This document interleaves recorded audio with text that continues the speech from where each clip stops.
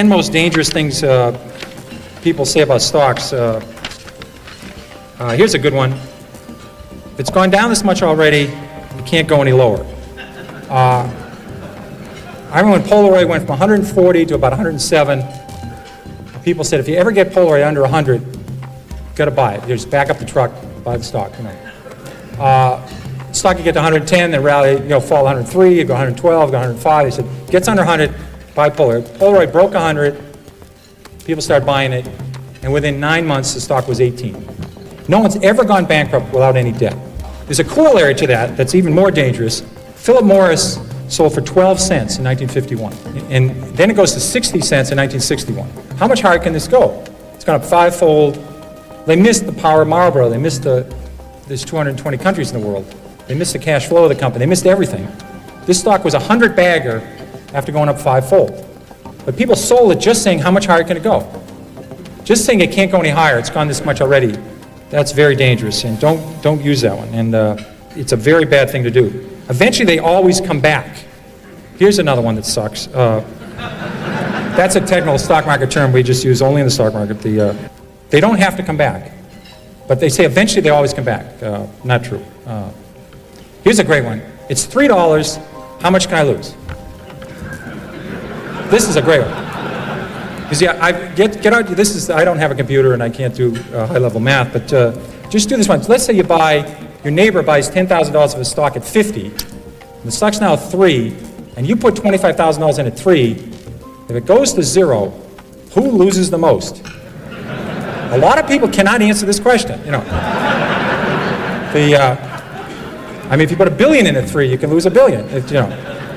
They blow taps in lots of companies every year. They can go to 0. Here's a good one that helped me a lot. It's always darkest before the dawn.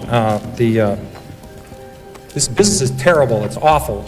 You ought to buy the group. This is not a good way of making money. In 1982, there was 11,000 of those oil rigs drilling those holes all over Oklahoma and Texas and Colorado. We used to have the rig count every week, and the rig count fell from 11,000 in 82 to 6,000 in 83. Well, the rig count was only 1,000 3 years ago. So it went from 11,000 to 6,000 to 5,000. Then 8 years later, it was under 1,000. The industry really started to turn about 2 years ago. So just saying the business can't get worse.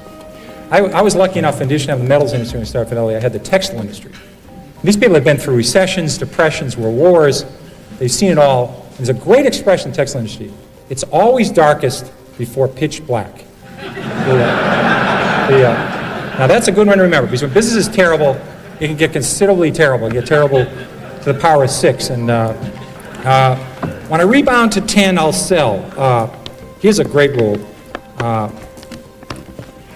Somebody buys a stock at 10, and it falls to 6. They say, if it gets back to 10, I'll sell. Now, I think the math, 4 and 6, I can handle this level math. I think that's about a 66% return. You ought to buy it. If you think it's going back to 10, you ought to buy the hell out of the damn thing. But they think if it gets back to 10, I'll sell. Now, what you ought to do is never put down a round number, because I think for the next 26 years, this stock will go between 5 and 9 1/4. It'll never get to 10. So maybe put 9 1/8 or 8 3/4. But just saying the stock, if it gets back what I paid for it, this is a very important rule. This is one of the key rules. The stock doesn't know you own it. Remember that. But people treat stocks sometimes like a grandchildren or a puppy. I mean, they think the stock knows who you are. Let me worry. I own conservative stocks. I don't have to worry. I own conservative stocks.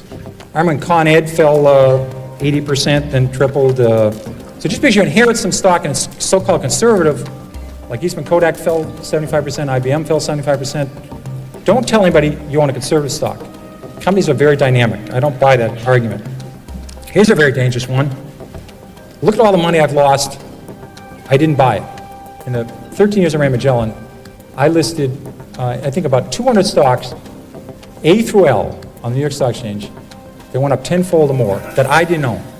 And people worry all the time about missing Microsoft, missing Western Digital, missing United Airlines.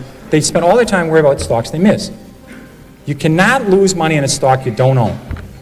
That's a very important. The only way to lose money is buy a stock, have it go down, and sell it. That's the only way. I missed that one. I'll catch the next one. That usually does not work.